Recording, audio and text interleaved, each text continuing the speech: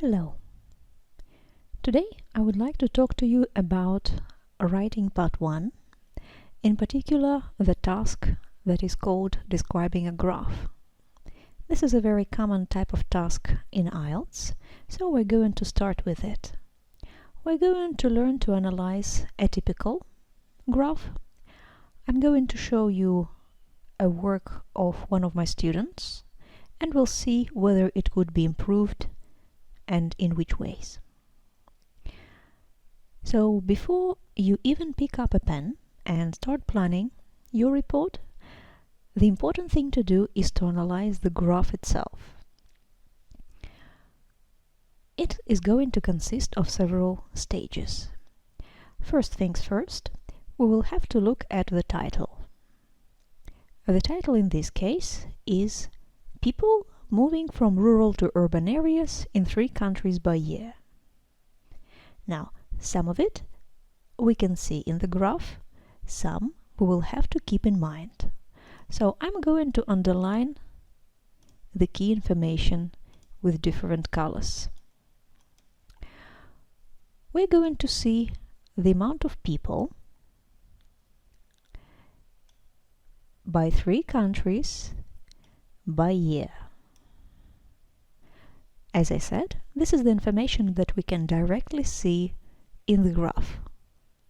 Now, something that we will have to remember about is that these people are moving or have moved from rural areas to urban areas, meaning from the countryside to cities.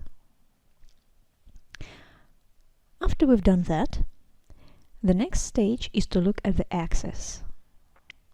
It is a crucial step, because you would not believe how many students make a mistake of misinterpreting axis and describing something completely different from what is given in the graph.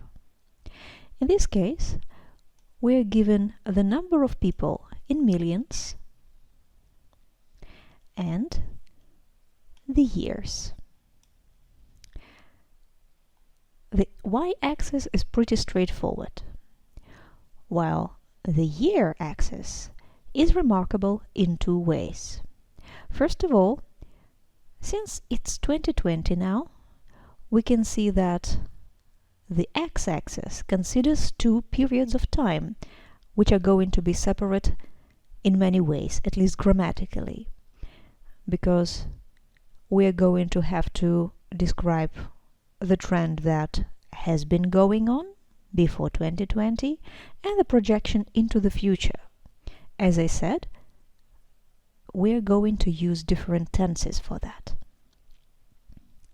Now, what's in between the axes is pretty straightforward. We have country A, B, and C, and different trends that they show throughout this period.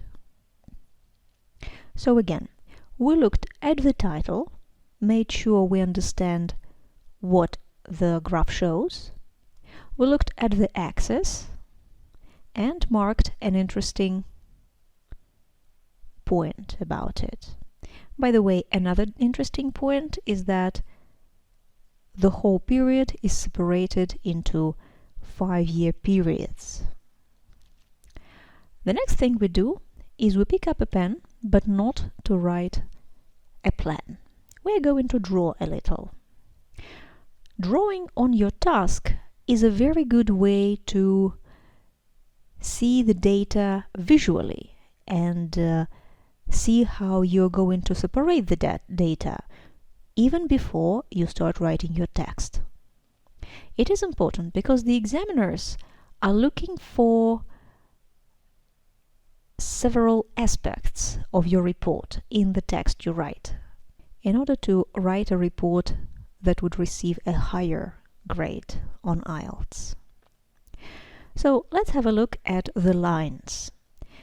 What we see here is 3 lines which, in my opinion, could be clearly separated into 2 groups. Do you see how? I think it's pretty obvious that the line that would help us present the separation clearly will look something like this. This line separates country A and country C's trends and separates it from country B. Maybe it will look clearer if I make the line look like this. Now, we've got two groups that we can directly compare, can't we? It is clear that the trend for countries A and C is much sharper, much more significant rise. And country B, the number of people in country B, is growing quite slowly. That's not all, however. We're going to draw another line. Could you guess where?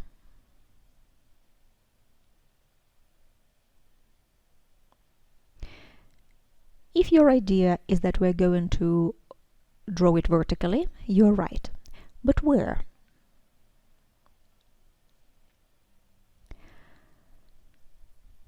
Well, it is not easy, but we've already looked at the x-axis and determined that 2020 is an interesting year.